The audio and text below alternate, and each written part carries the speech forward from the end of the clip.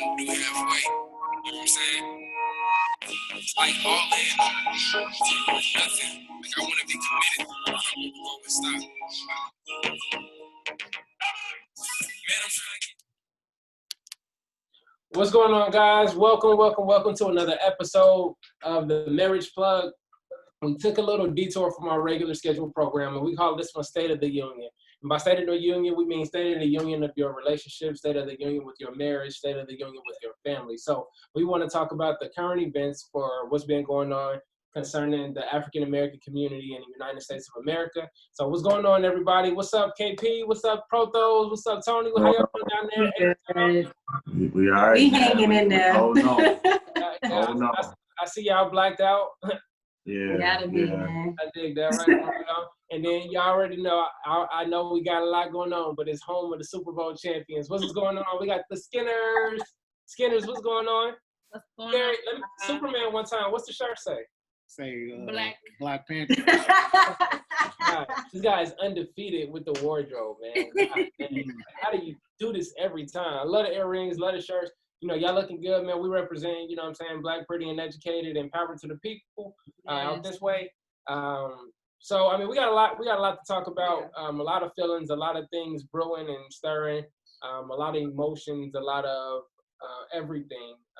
And even with myself, you know, I had someone reach out to me, and, you know, I think this is one of the few times where I'm logical and emotional, and I feel like it all makes sense. That's the sad thing. I'm angry, I'm hurt, I'm scared, I'm encouraged. You know, I'm all every emotion I can think of, and I'm sure a lot of us got those feelings and stuff like that going on. You know, Tony, I know this is something that's super, super, super serious to you. It carries a lot of weight. Something that you talk about all the time in a group. Something you talk about, you know, personally. We talk about it all the time. So, you know, how you holding up down there specifically, man? I know this matters a lot to you. For me, man, it's been very concerning. A lot of pain, a lot of uneasiness. You know, really not getting too much rest like I want to. We just had the protest here with over 70,000 people, and that right there was encouraging to see. You had the guys on the horses, you had everybody out there united together, and really just standing upright. You know what I mean, and showing solidarity. Which is fine and dandy, but you know, this is beyond just George Floyd. This is beyond Breonna Taylor. This is beyond Trayvon Martin, Ahmaud Arbery. This can go all the way back to Emmett Till, and even further than that. And we don't want to continue to keep repeating this pain, and then like nowadays being able to visually watch this is traumatizing. And it's like I can see them in my dreams. You know, I can feel their pain, I can see they hurt, you know what I mean? And then to see the family, and then just to see his daughter just recently on the news, you know, talking about her dad. It hurts my feelings. It hurts my feelings because we as Black men get up, for us, the ones that's getting up, going to work, trying to do the right things, we still looked at as an evil person, you know, a person that doesn't deserve to live, whether you're in the right or the wrong.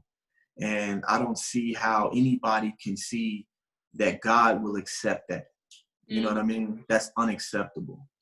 And if people don't start to rise up in a rightful manner, and God is going to continue to show pandemics, and it ain't going to just be a coronavirus. It's going to be all type of viruses out here. You know what I mean? Because this is a demonic spirit out here, and this is some evil times. So this is a time for us to unite and not necessarily separate, but unite amongst all people of the same walk with us, regardless if you're Black, you're white, Hispanic, Dominican, Puerto Rican. I have seen memes where they talking about, you know, Puerto Ricans, Dominicans, and Haitians and Jamaicans. We just one stop away. It was just one ship stop away. We was all on the same ship. We drop off in Haiti, drop off in Jamaica. You know what I mean? So it's time for us to start to realize the real issue. Yeah, 100%. But I guess I'll go ahead and I guess we can just talk individually of how we feel. What you think, Jay? How you feeling right now? I mean, I'm feeling basically the same way as Tony, as far as not at ease with the situation that's going on, and like all the protests and stuff. I understand this. A lot of people not understanding the protests, and well, not the looting, but just the protests, the different ways of protesting that we doing now. It's like me, like if I'm going through something and I got to keep on going over again, at the end, when I finally snap, I'm a snap. So what do you expect for us to do when we keep on going through the same thing over and over and over and over again? Yeah. Like we can only hold in so much at a time. Mm-hmm. And I mean, that's what I feel for now to the question. Yeah. I honestly, I feel kind of like what Tony said, like my feelings are hurt. You know what I'm saying? You know, the world tells us to go to school. The world tells us to get our education and to be upstanding citizens and to da-da-da-da-da, right? And we've done that. You know what I'm saying? At least, you know, within this group, we've done that, beloved. And to see just the disregard for human life, I personally feel it is more inhumane the way in which George Floyd died than the others. Because I feel like it's easier to pull a trigger. But when you can feel, because you have feeling in your knee. When you can physically feel the life going out of somebody, and you are continuing to kneel on his neck with hands in your pockets, and you feel the life coming out of him. To me, that is another level of inhumanity. And so for me personally, I have not watched the full video because I also know me and protecting my own mental health in that regard. Because I can't even do scary movies. Like when I was younger, I doggone had nightmares about the Prince of Egypt. But anyway, I can't do all that. But for me, my feelings are hurt, but it has moved me. It has moved. Honestly, I feel that God has been preparing his people for such a time as this. I feel, you know, God with us Christians, God gets our attention, and sometimes he has to isolate us to get our attention, to get deep in his word so that we can become empowered for the next move. Yeah. And personally, I feel that I have been empowered for the next move. I've been elevated in my career, and now God is like, all right, now here's the reason why I've elevated you. Because speaking to what's happening within our public school systems, because it's a direct line from public education into the jail system. It's a direct line, y'all. And so for me, it is to now lift that up. So that's how I'm feeling. That's, Rebecca, that's a jewel. That's not a common knowledge. As common as it is to you, or it may be to us. That's, a lot of people don't know that. Can you bridge the gap between what that link is for people who may not understand what you just said? Because that's a huge jewel. Yeah.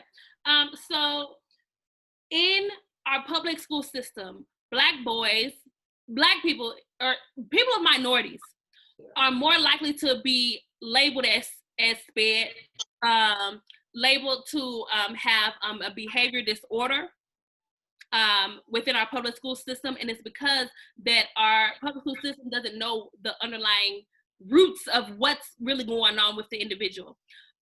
When we're talking about our social emotional health and social emotional well-being and learning, it deals with ACEs. And an ACE means that you have a traumatic experience happen to you.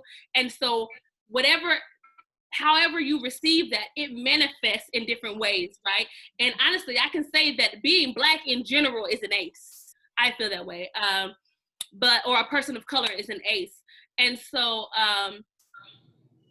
when we do that, I mean, we're disproportionately, Black males with SPAN identification has a disproportionate rate of being suspended and expelled from the public school system.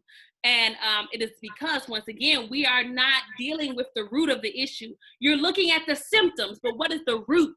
And we're not taking care of the root. And so when it comes to that, it's so you're kicking me out. You don't know how to deal with me, so you're kicking me out. Same thing when it comes into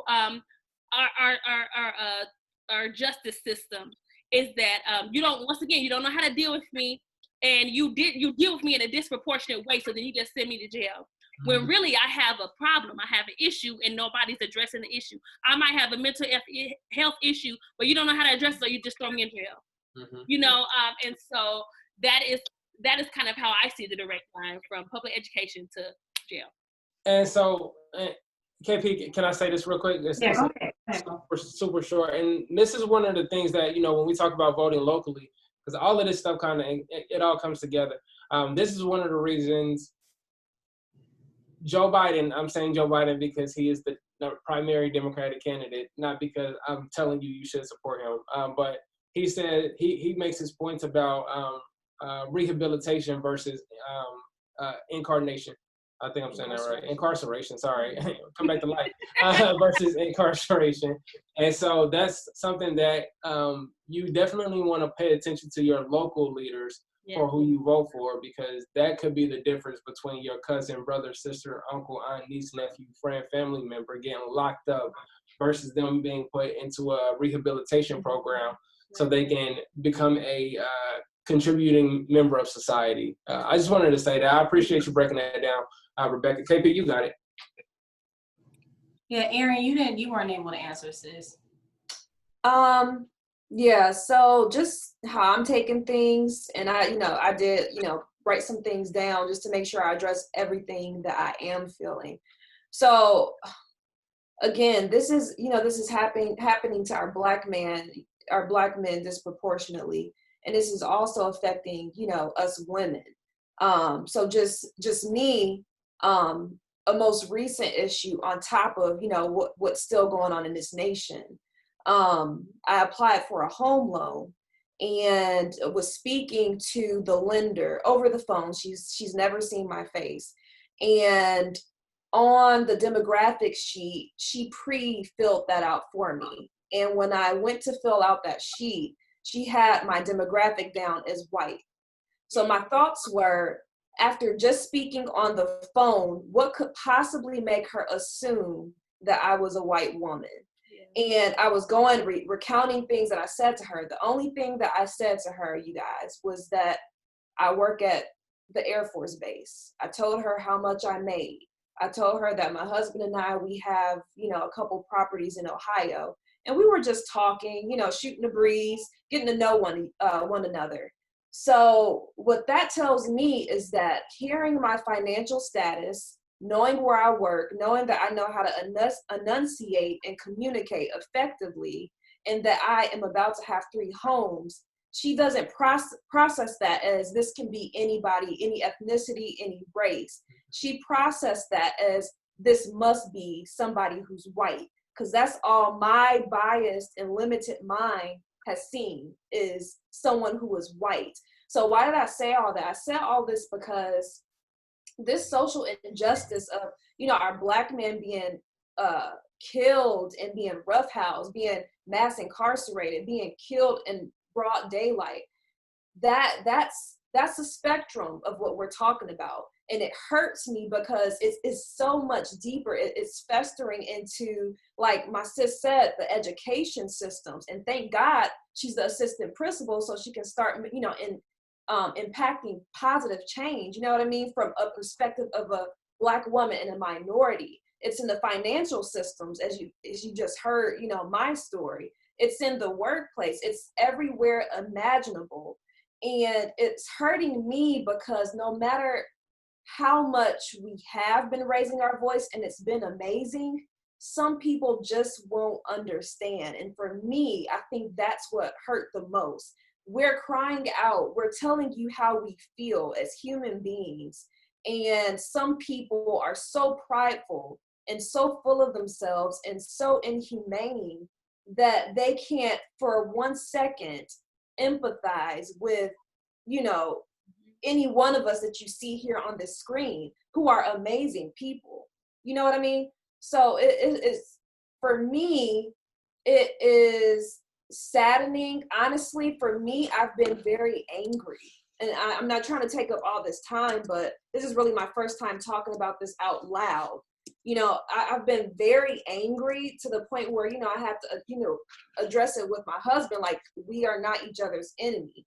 You know, so I had to catch myself with that. So it's a lot of emotions, you guys. It's a lot of emotions. And honestly, for me, right with sadness and despair, it's anger. So I'm right there with those two emotions for me. And then I'm gonna pass the time. I think for me, and I apologize if y'all hear a little one in the background, but I think for me, it's more of a numb kind of feeling. I remember, and I don't mean to take, you know, the focus off of what happened to George Floyd, but for me, I remember where I was the day that the day that George Zimmerman got off for killing Trayvon Martin, and that was a child. And I remember them telling us on the news not to riot before the verdict was even read. I don't know if y'all remember that, but I do, you know, clear as day.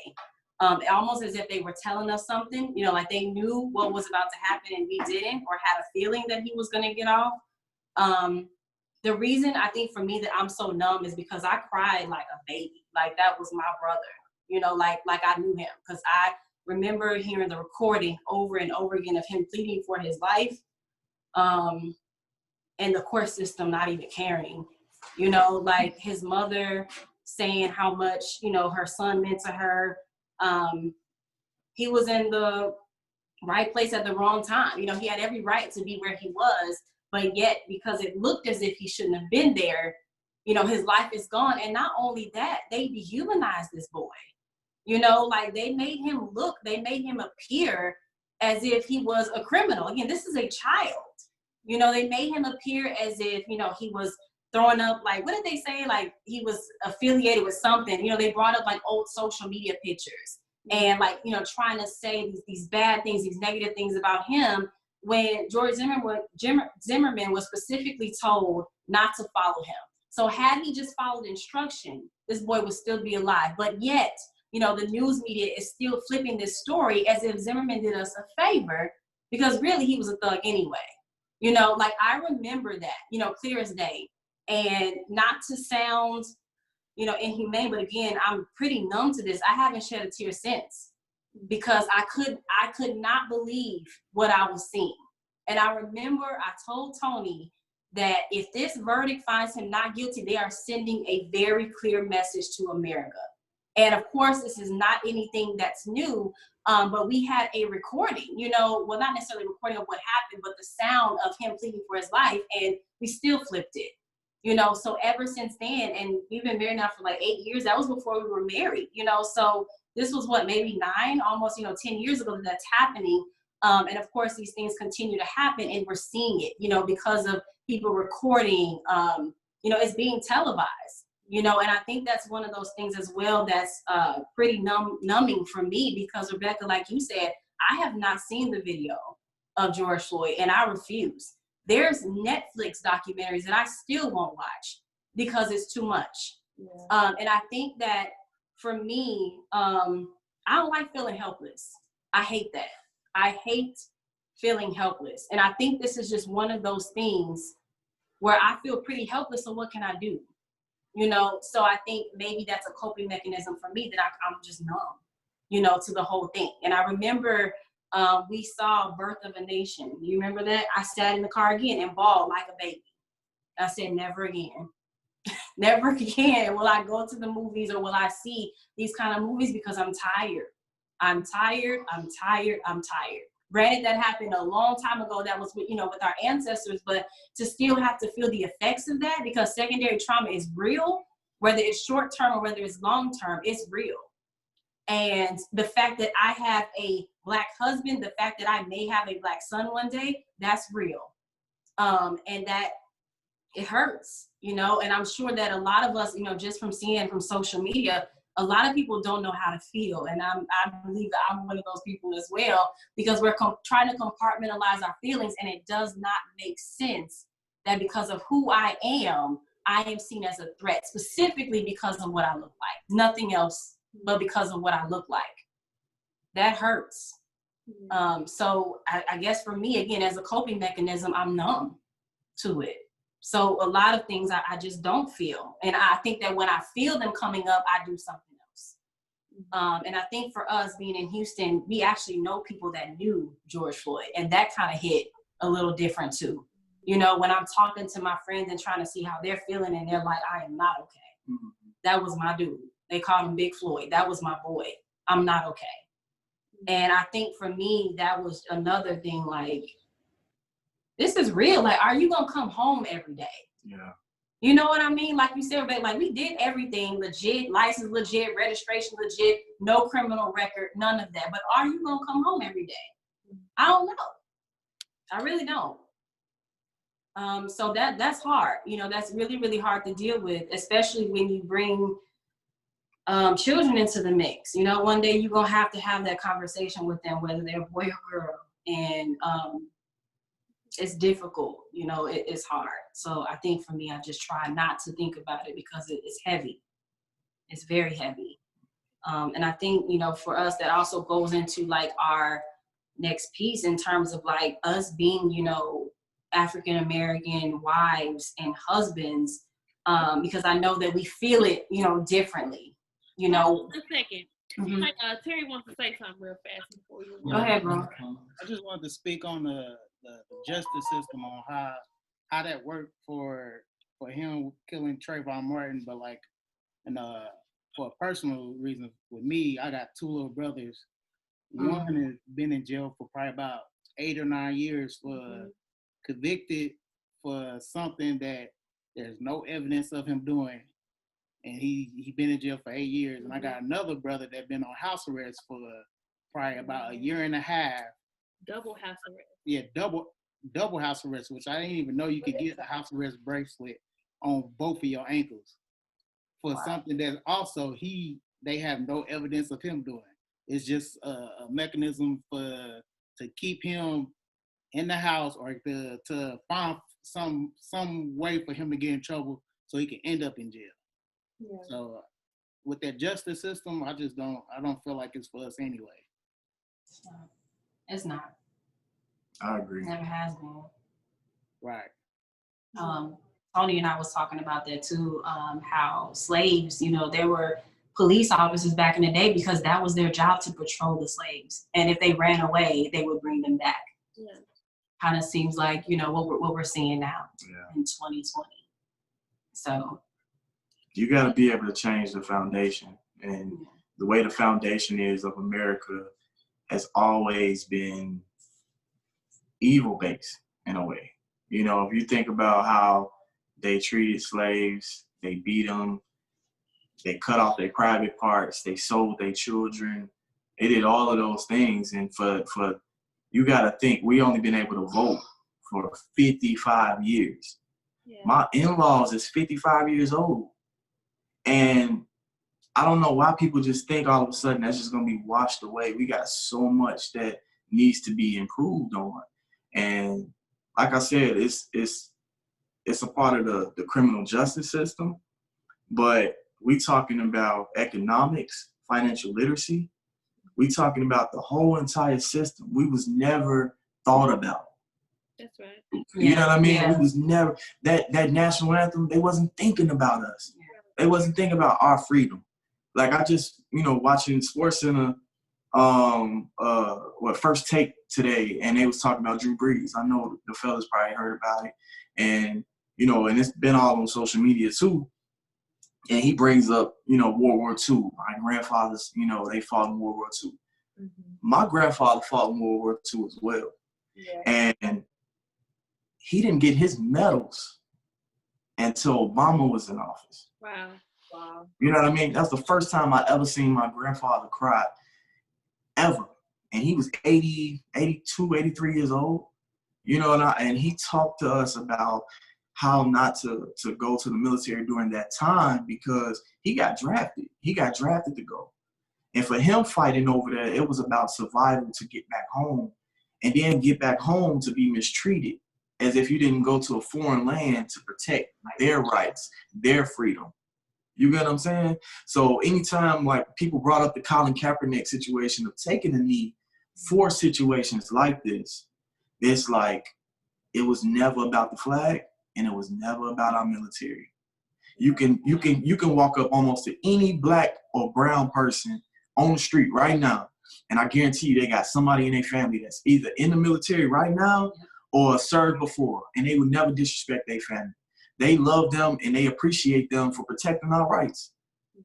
So it's nothing about that. We just talking about current situations right now. Like, that's crazy. And let's say this too. A lot of us also have family members that are law enforcement. So this is not like we hate law enforcement kind of. That's not what that couldn't be further from the truth. We don't want to put them in danger. It has nothing to do with that. We need more cops on the force that are black and brown because they are going to be the ones, in my mind, to stand up to the ones that are racist. This is about racist cops who profile people because of who they are. That's it. That's all. This is not a people against law enforcement kind of thing. Yes. I know we got to move on and we're going to move on, but I just want to talk about kind of where Kanisha, Tony, and Arian, where we're all from, the area that we're from. The fact that Maryville in 2020, this is their first head of police or whatever it's called in our town to be black. Mm-hmm. That says something. Crown Point. Yeah. This is the first black policeman.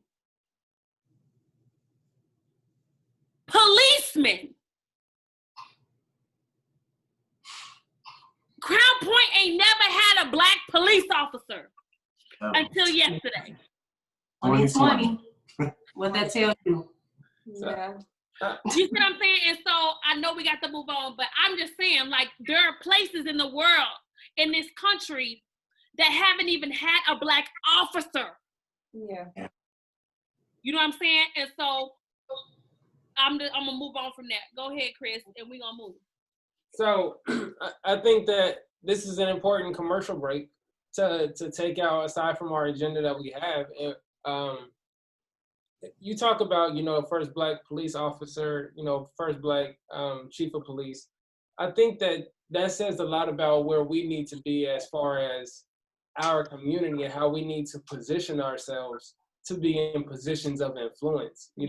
I tip my hat to KP, who's a social worker. I tip my hat to Terry, who, is in the process of owning his own business. And, KP, we talk about AP Skinner, assistant principal Skinner, Arian and I, we have properties and Tony, being a black father, being someone who's working on entrepreneurship. Every one of us are entrepreneurs, and in some facet or another. And we have to continue to be selfish about our agenda. Yeah. So we have to continue to be supportive of our agenda. And it's cool for us to be on visionary staff for someone else and to support other people. One thing that I keep saying is the world, the entire universe is very lucky. Lucky is the word that I use. Blessed, fortunate that we don't try to make people feel like we feel. That's right. Yeah. Because if we did, what America's seeing right now would only be a very small preview if we did try to make people feel the way we felt before. And we're not those people. We've never been those people. Yet, to some degree, that's our downfall, in my opinion, because we're so busy comforting people and trying to explain our position and our plight that we're not being as aggressive or as progressive as we need to be. So for everyone watching, we need you to raise your children to be policemen, to be politicians, to be entrepreneurs, to be educators, to be property owners, to be accountants, to be all of these things. The worst thing that hurt me the most about that story that Arian told is we need that woman. Hate that we got to use her. Arian kicked me out the room for what I was about to say to her. And I was going to be professional. I was going to be professional about it. But I was going to tell her how ignorant she is. And I was going to tell her how disrespectful and unprofessional she is. If we had more people in positions, this conversation wouldn't be so tough. Because we'd say, you know what? We're going to use our lawyers for this case. We're going to use our accountants. We're going to use our lenders for this case. So I said that to say we need to make sure we're putting ourselves in positions and we're encouraging people to be in position, because we need to be in that position of power and influence. Most definitely. And just speaking from a position of power and influence, you know what I mean? It's also a position of power and influence. Like we're the marriage plug, so speaking from marriage perspective, and we'll let the guys speak, but from, you know, being Black women and minority women, we really have to position ourselves in a different way to where we can't be the ones that is tearing our men down. And it's sad to say, but this has to be the stone or the mark in the road that says enough is enough from us Black women from tearing our men down. They get it enough. And I just kind of wanted to transition, like, what our position look like. What does it look like from our experience supporting, you know, those of us who are married or in a relationship with Black men. And I'll open the floor up to my sisters, Kanisha and Rebecca, and then, you know, hear from our men just to hear their perspectives. Yeah. For me personally, oh Lord Jesus, there is a weight, there's a burden to being the wife of a Black man.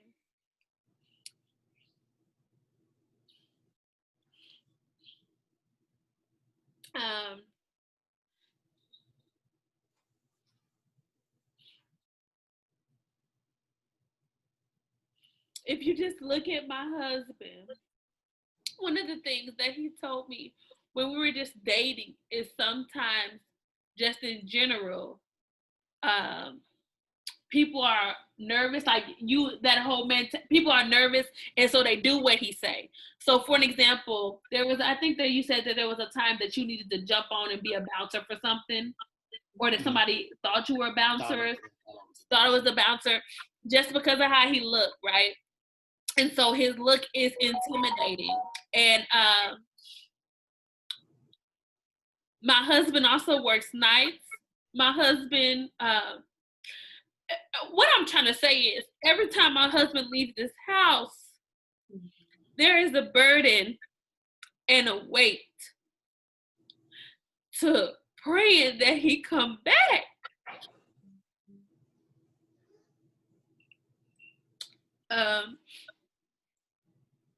Especially when he worked nights, because at night I'm home by myself, and sometimes I can't get rest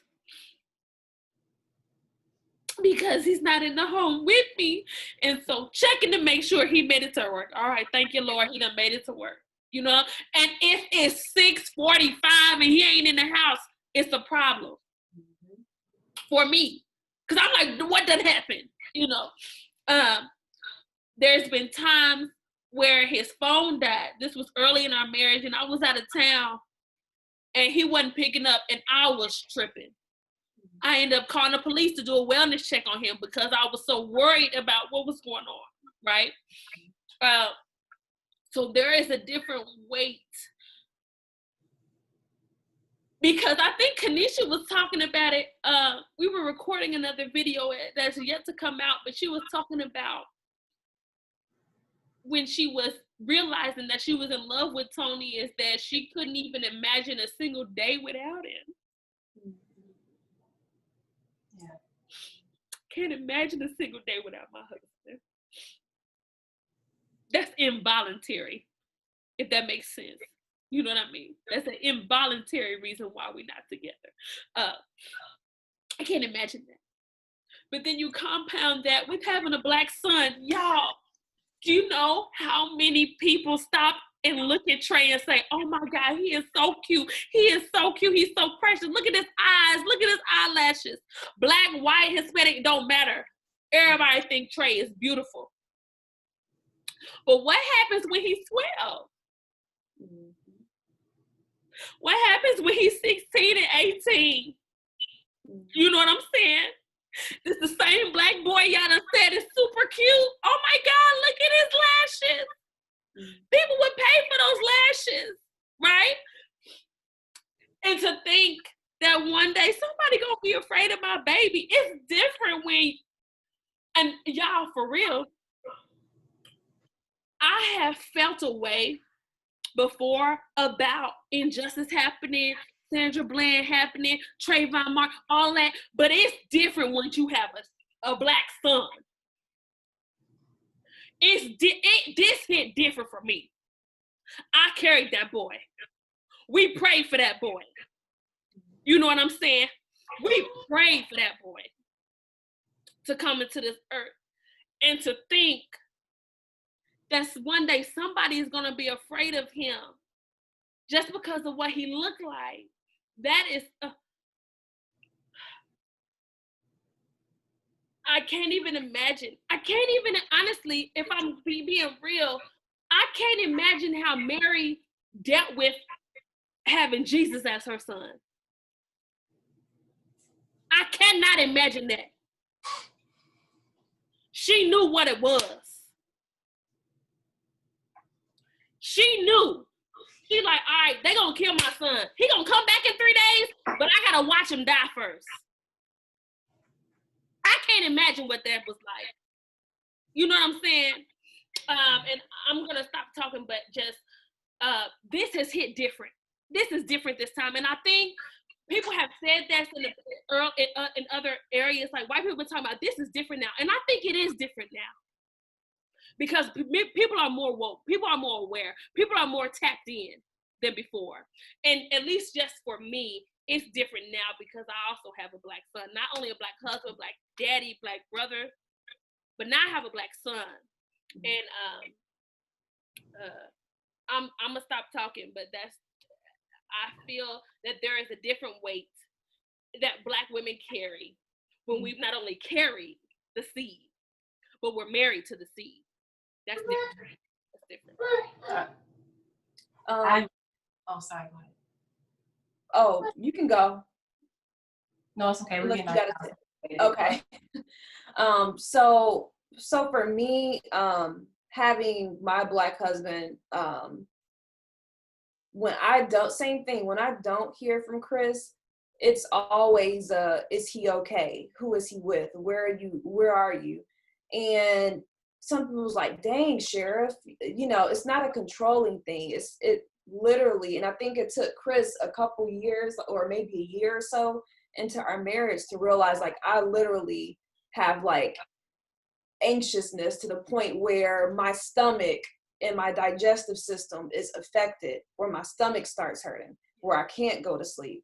And I'll never forget, it was since we moved here, the time where, and I'm not trying to steal your thunder, but from my perspective, he was Ubering one night. I think it was earlier this year or late last year.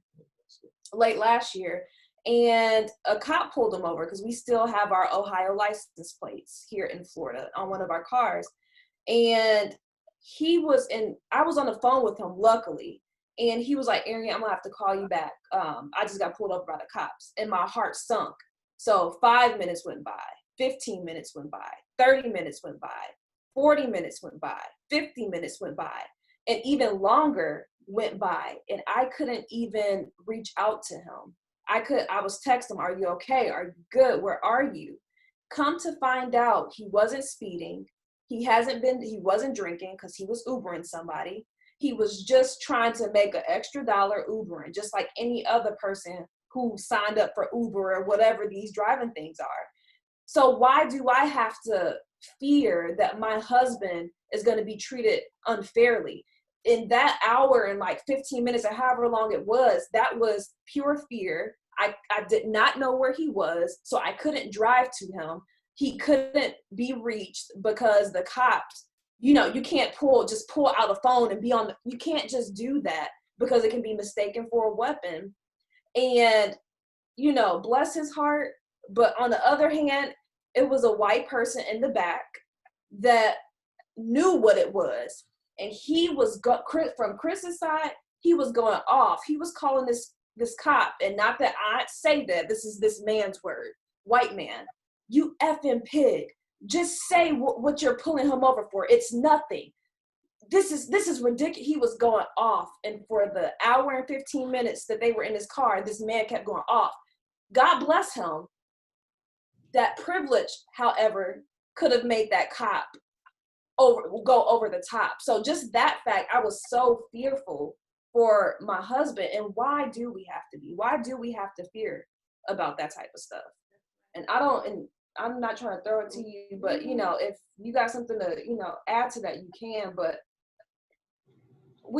I do feel helpless in this situation, because it's like, what can we do as women when we're not with our men? How can we protect them? And the answer is, you really can't. You can have faith, you can believe, but that's about it.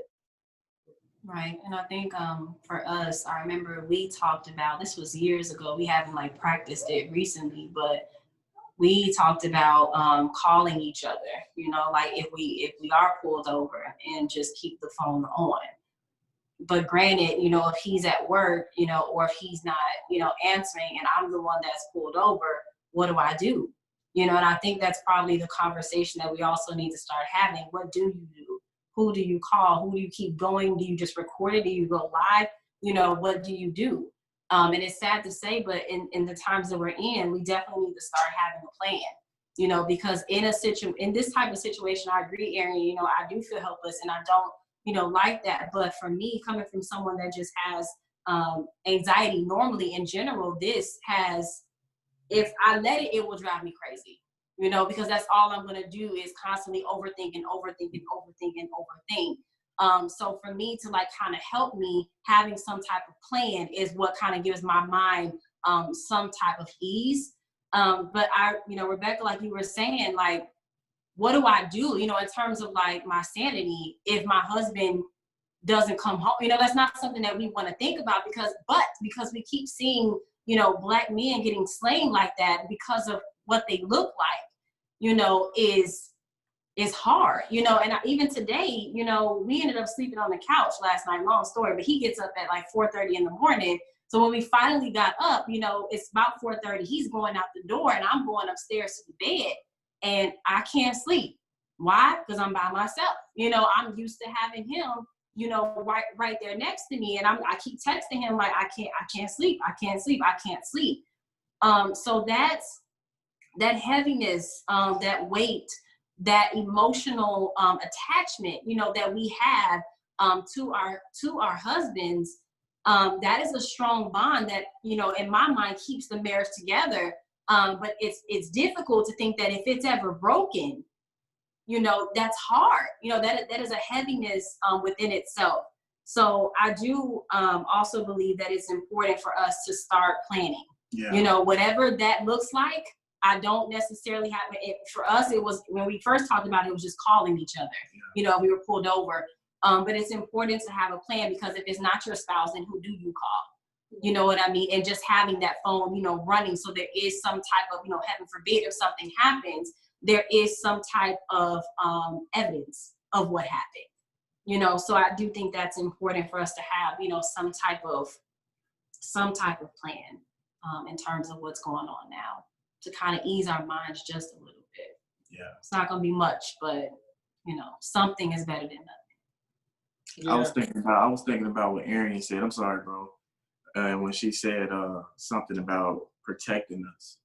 And all I can think about as soon as you said that was slavery, of course, and how you had slave owners breaking the book, raping a man in front of his wife and kids.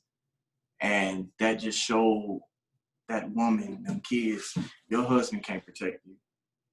He will never be able to protect you. And vice versa. I can sell your kids. I can do whatever to your kids. And I look at that and I put it all together. It's the same way with the criminal justice system. I can lock your kid up if I want to. I can kill your kid if I want to. I can kill your husband if I want to.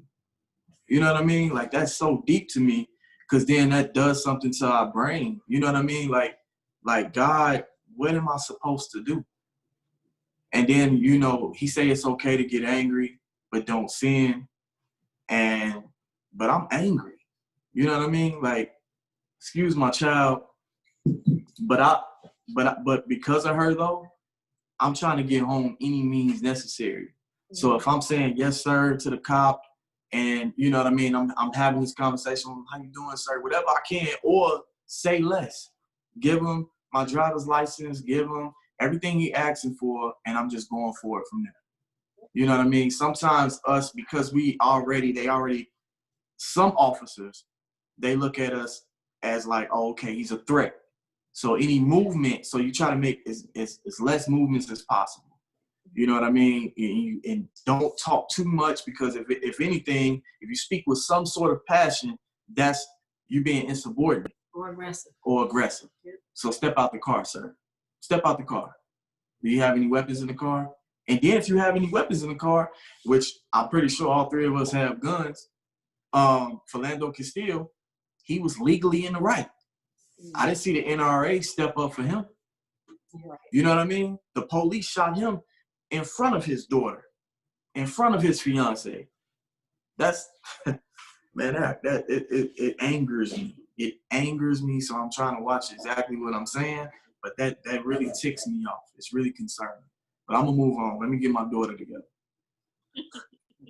Go ahead. Go ahead. You got it, Rebecca. No. I was going to just pass it off to y'all two, how y'all felt. Yeah. Oh, I mean, Black husbands. I think that there's a responsibility. There's a responsibility for us to protect our women. Because we do keep saying black men, and how we're in danger. But, we also have a list of black women who have been massacred, murdered, and so forth and so on. I think that there's a responsibility, but it doesn't happen. None of this stuff happens one without the other. The black man is not protected without the black woman. The black woman is not protected without the black man. Black people are not protected without black people. America is not protected without Americans. You understand what I'm saying? Like, I heard someone break it down and say, he was like, me, Terry, Tony, we have the benefit of male privilege. You understand what I'm saying? It's not y'all three's job as women to fight that battle by yourself. It's our job as men to help women be empowered. And it's the same thing with black people. You have white privilege. It's not our job to fight this battle by ourselves. It's their job to help us out. And I think that, just having my black wife, I can't control what I can't control. I am concerned, but I don't control anything. So we do move cautiously, her more than I. And I got to do better. We do move cautiously, but I think that, again, it goes back to that community thing. I mean, when are we going to be safe? We're not going to be safe until we create boundaries and parameters for us to be safe. I mean, it's impossible. You look at Little Chinatown. I'm sure they feel safe in Little Chinatown. You look at, Little Greek Town. They good over there. They feel good over there because, you look at Little Mexico.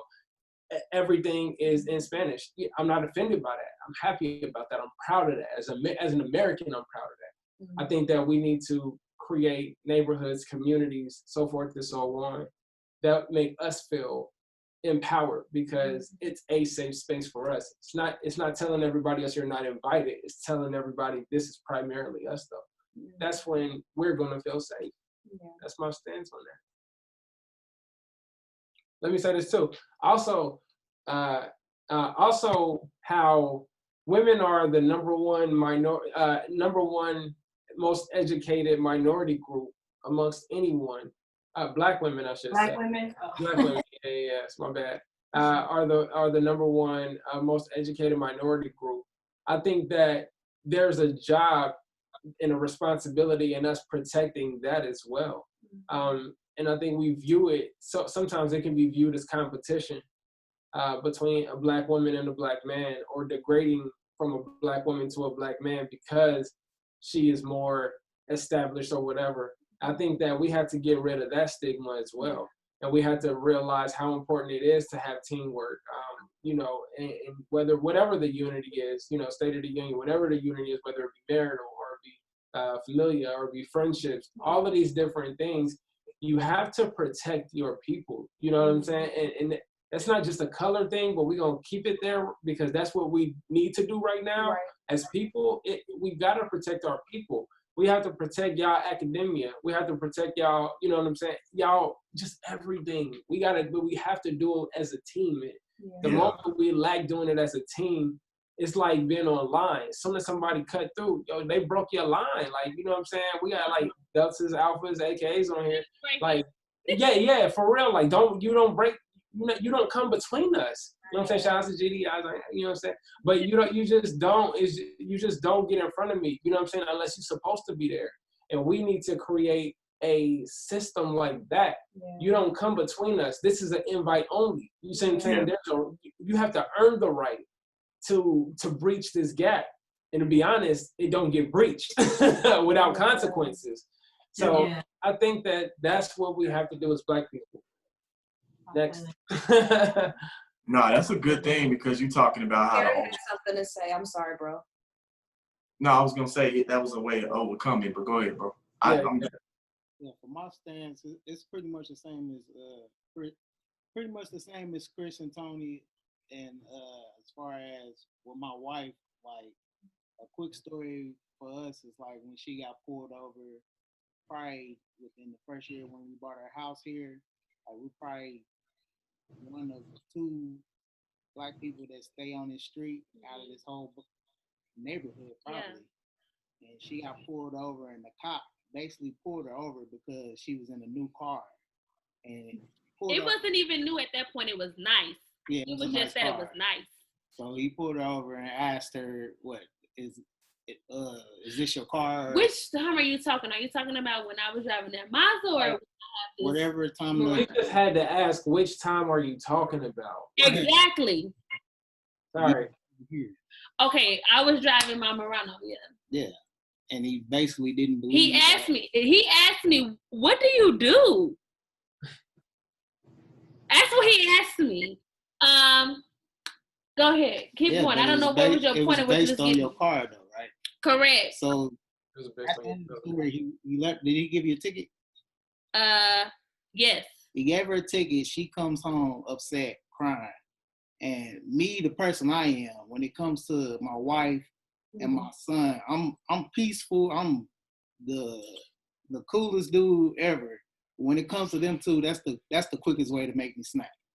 So, with that being said, I was basically not looking for the cop, but looking for a way to call and see what was going on, see why she was mistreated. And it took her to calm me back down to really see the bigger point of it. Sometimes it's not worth it. Because like times before we was married, my God, there been times I've been pulled over, and it was a time I probably end up in the jail just because my standstill as a man. Like, I understand you a cop, and I understand you think you have that much authority, but I feel that badge it's only for the motive for you to protect us. It don't give you the power to disrespect me as a man, because you're a man just like I am. You bleed just like I bleed. And you was made just like I was made. Just just a different color. Yep. So yeah, before her, I had little issues with the police as far as probably something pulled over for a tail light, but it's because I felt disrespected as a man. I probably ended up somewhere where I shouldn't be. But going back to that, marrying her helped me calm down. And then having Trey, man, really made me calm down. Trey broke you. I can't teach him to be okay. You a man and don't let no man disrespect you. But it's times where okay, you could be chill to make it back home to your family. Yeah. It's been times like a pullover story for me here is that to add some lightness to the situation. I was at a gas station coming from the gym, and in the middle of my drive, my tail light go out. So I went to the gas station to get some gas because I didn't have no gas either. And I'm looking out of the gas station, and the police is just sitting there by my car because my lights is on. He can see that my tail light is out. So he's just sitting there to see if I'm going to come out the gas station. So I come out the gas station, I pump my gas, he just pull off. I see him pull off and like park at the end of the corner. So when I get through pumping my gas, I just drive down to the corner. I'll pull myself over next to his car. I just pulled myself over and I start blinking my lights. And he's like, how can I help you? And I was like, was you not going to pull me over? He's like, yeah, man, but I thought you was going to run. I was like, wow. Wow. Oh, man, that's funny. We see it, man. Right, like we see it. And that's the thing, y'all. We see it. We see y'all. Yeah. Ain't invisible. Right. We see y'all. I got to say something, and this happened today. Maybe bad, but the Holy Spirit is just really working on me, right? Okay, so for some reason I ended up going to the outlet mall. I was tired of being in the house. For some reason. Tired of being in the house. And also, I need some new professional clothes in general to deal with my quarantine body. All right? Because I can't fit nothing. So, but I'm in this store, and, you know, mostly for professional white women, probably, or professional women in general, shop at the store. And this lady, she kept, wherever I was at, she ended up being over there. I spent a decent amount of money in that store. But the fact, I was so excited to buy more stuff. I said, I'm just gonna prove a point that I can pay for this. Yeah. I ended up spending more money. Anyway, so I go up and she just disappears once I get to the register. So I'm like, oh, you've been around me all this time as I'm picking out stuff. But the moment I come and pay this money, you ain't nowhere to be found because you know you're wrong. But we experience, like, y'all, we see y'all. Don't act like we don't see y'all. We see you guys. And that's why it's clear as day. Go ahead. I'm done. I really, really wish you would have brought all of that stuff to the counter and told her I was going to buy all of this, but you ruined it for me and walked out. I really wish that's how that story would have ended. I'm sorry. I needed that. No, I get it. I get it. But I'm just saying, that's why we got to be in position. That's why we got to be in positions, because you need to go right next door or not even go to that store and be able to go to somebody else's store where you're going to be open with wide arms. Right. Don't they follow you around so they can carry them clothes for you or walk you to the dressing room because they know them 98 bags going to be too heavy for you. But that was my first experience in that particular store, though. Yeah. And so I hadn't experienced that at that particular store. So I'm going to tell you. Yeah. And like you said, Chris, we need to be more in position because to me, that's the long-term solution. It is. Like protesting and stuff, it's going to get us where we want to get. But I feel like as soon as we stop protesting, we're going to drop back to try to go 10 steps forward again. We definitely got to keep that same energy. And I was just Googling just recently on how many Black governors there are in the United States. Yeah. There's none. And who makes the laws for your state? Them governors. Yeah. And if they not diverse, you know what I mean, to the point where it's like, okay, we got the senators, but the senators can't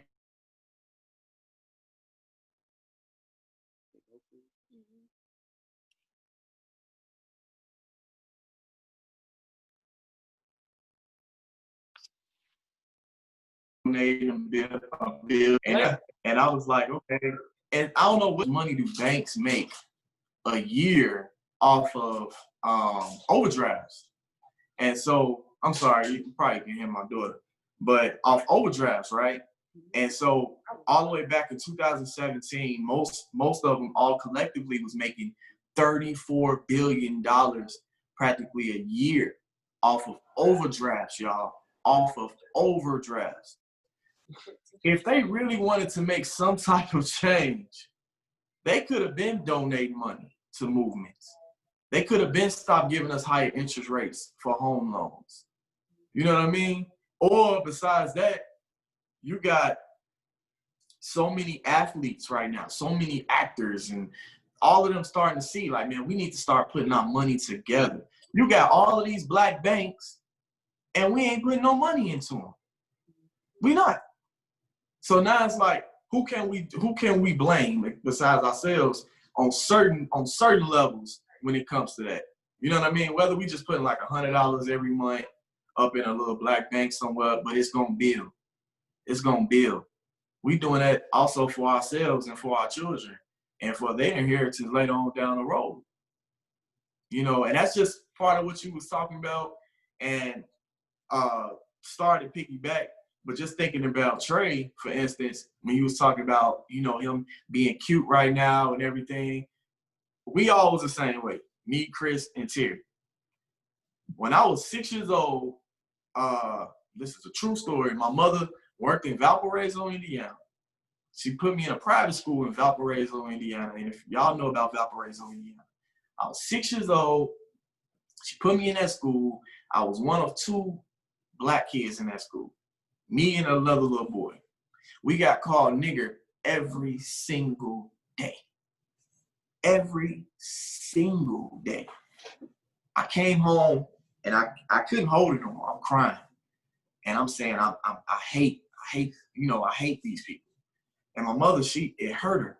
She like, you know, because kids don't see color. Kids don't see anything like this. This is pure. This is pure as it can get. A child, you know, you just take a kid to a park, they all gonna play together. And I cried, and I'm so angry because I didn't understand why they didn't like me. Why you calling me this word? And then you talk about leadership, the assistant principals, none of them said nothing. None of them said anything. Only thing that happened was my mother took me out of the school and put me into a different private school. So for you being an AP and us moving into leadership positions and entrepreneurship positions, we got to start holding ourselves accountable too and do what's right for our people and do what's right just with the integrity of what God wants us to do. You know what I mean? Yeah. That's just something that I just wanted to express on that. And I just want to say this tidbit, and I'm going to stop talking for a moment. But there is a difference between equity and equality. There is a distinct difference. And beloved, we need to understand what it is.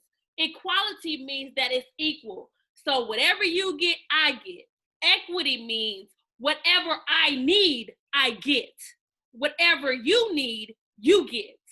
In order for us to get to the same goal. So for an example, if equality is we all get free tuition. Equity is the person who doesn't need free tuition does not receive free tuition. But the person who needs free tuition, they receive that free tuition. So that is the difference. And I just want to I know we got to move along, but I just want to also say, understand what we're asking for. There's a difference between equity and equality. What I believe we got to call me to is equity and inclusion into the public school system, because there's a difference between what I need and what you need. It's tailored. It's tailored to what our needs are. So there's a difference between equity and equality as well. I do just want to say that. Please educate yourself on the words that you're using, the words that you're saying and what you are using, because it has a different meaning. People think equality and equity mean the same thing, and it does not. And so that is really important. I just want to say that quick tidbit, like what Tony was saying, that led me to say that. I think for the sake of time, because obviously this is something that we could talk about for 400 years, let's say. Let's pun intended. Let's wrap this up. And maybe we can just I'll give a brief, takeaway from the conversation or something, we want people to take away from it. I would say let's close with some mental health tips.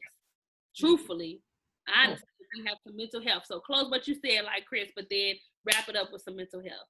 Cool. KP, that means you're going last. You're qualified. So I'll start it off. Go for it. One thing I want to say, just as far as how can we overcome, because we don't just want to leave it as solemn. So don't just infuse your brain with the negative things. And I'm not saying put your head in the sand, but also view things, do things, go outside, do whatever gives you joy. Because if you continue pouring that stuff into your brain, you'll stay in an angry place, you know what I mean? And it'll be hard for you to sleep. So that's my encouragement. One last thing, a video of a young lady said for the blackout on Tuesdays, that is not for us to use for Black voices and Black people. So please, you continue to post. That was, from our understanding, that was intentionally meant for people who are supporting us, like Latinas, white people, people of different ethnicities, to black out on Tuesday so that the Black voice and the Black agenda and the Black cause is being lifted on that day. So that is my encouragement and my tidbit for you guys. Who next? Chris. Cool. I was trying to summarize my takeaways so that way I'm not long-winded like I've been telling everybody not to be. So I think my takeaways are, I don't want us to ignore it for our own emotional gratification. And I'm talking from a person who's done it for many, many years. I didn't listen to Trayvon Martin. I didn't look at Eric Gardner. I didn't, so many people, I buried my head in the sand because I didn't want to feel what I feel right now. But we need to feel right now. We need to be pissed off. We need to be passionate about everything that's going on right now. But that same fire needs to have legs under it. And those feelings don't need to just stay in your mind. And that's where I think the trauma and the unrest lies, because we're not acting anything. There's a protest that's going on this weekend that's going to have thousands of people there. I went to a protest that had about 15 people. And that protest with 15 people did so much for me. It's 15 people on a random day, right? And that protest did so much for me because it wasn't for clout. It wasn't a giant crowd that was going to be looking around, or it wasn't a news crew that was going to be paying attention to me. This is just for the cause. And between that and me posting to make people aware, that's been helping me out. So I just want to say, I want you to be upset about it. I want you to feel some type of way. I want you to be emotionally involved in this movement. And the logic that goes with those emotions has to be actions that goes beyond the trend. Right. And that's what I have. Go ahead, baby. What I had to take away from it is to educate yourself. Educate yourself, not only yourself, but also the people around you. Like even if you got someone at work that you might think that's like in the closet racist, educate them too.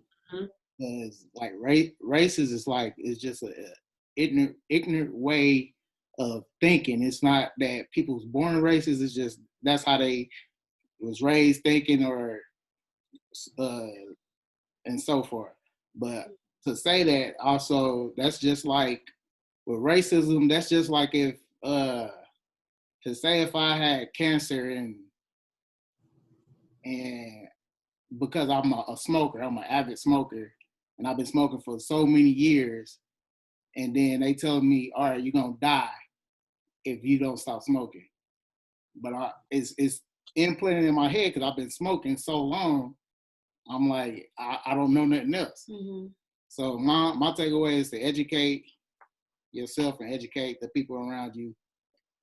And like Chris said, try to educate your children to be in position of power, not just athletes, not just stuff that you usually want to be as a Black kid growing up. Try to educate them on being like Tony said, governors, senators, presidents, doctors, policemen, everything. Yeah. And kind of to piggyback off of that, it's like, I feel like as far as educating yourself, like Terry was talking, like, honestly, we're Christian. Majority of us on here are Christian because we was born into that, right? And like, that was just what was bred into us. And yes, we had our own personal experiences, but that was what was bred into us. And other people, they may have really been born into racism, and that was indoctrinated into them. You know what I'm saying? So it takes years of unlearning. Just like we have to unlearn stuff about what the church has said as far as even like sex and stuff like that. It takes time for them to also unlearn, but it was us who made the decision to unlearn it. Yes. And it's also their decision to unlearn it, right? So I just wanted to piggyback off that. The main thing that I got out of this is that communication is so important. Dialogue is so important. I have a really good, she's honestly one of my mentors, and she's a white woman in her mid-40s. And we talk almost every day the past 2 months, honestly. And I'm a safe place, and she is a safe place, if that makes sense.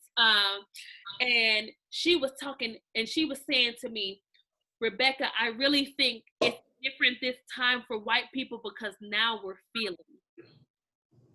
We've heard it, but now she's like, I've heard it before, but I've never felt it. And right now I feel it. And the thing is, I need to feel it. So when Chris was talking about as far as, you know, burying your head in the ground and stuff because you don't want to deal with the feelings of it, that I also feel like that might be white people. That they like, it comes to them, they're like, yeah, but I got to bury my head because I don't want to feel that. But now they're feeling, and that feeling is moving them to walk and lead and get it right? And so, the dialogue is so important, beloved. Listen, I really do believe that we're supposed to be leading in love. And I know people have said, like, dang, why do Black people always, like, it's y'all lucky we don't want revenge. You know what I'm saying? But I feel like God has called us to lead by example in love. And with dialogue and having conversations. So for me, the learning has been to allow the dialogue to occur and I be a safe place, because truthfully, I really do feel like racism is indoctrinated into a person because of how they live their daily life. Just like Christianity is indoctrinated in us. And then you make a decision to learn truthfully who God is, you know what I'm saying? And so for me, that is what the big thing for me is the dialogue and having those conversations, those tough conversations, and not being willing to back down. I ain't backing down on it. So yeah. For me, I'll end mine real quick. In a nutshell, I would encourage all of our churches in America to really extend outside of the four walls. Yes. If you did not see that millennials, even though a lot of them do not want to go to church because a lot of them don't want to play church, a lot of them want that realness. You know what I mean? Like, it's not about tradition for them. It's about coming in here and accepting Jesus Christ as a personal savior, and I'm not playing. I can play out of here 6 days a week.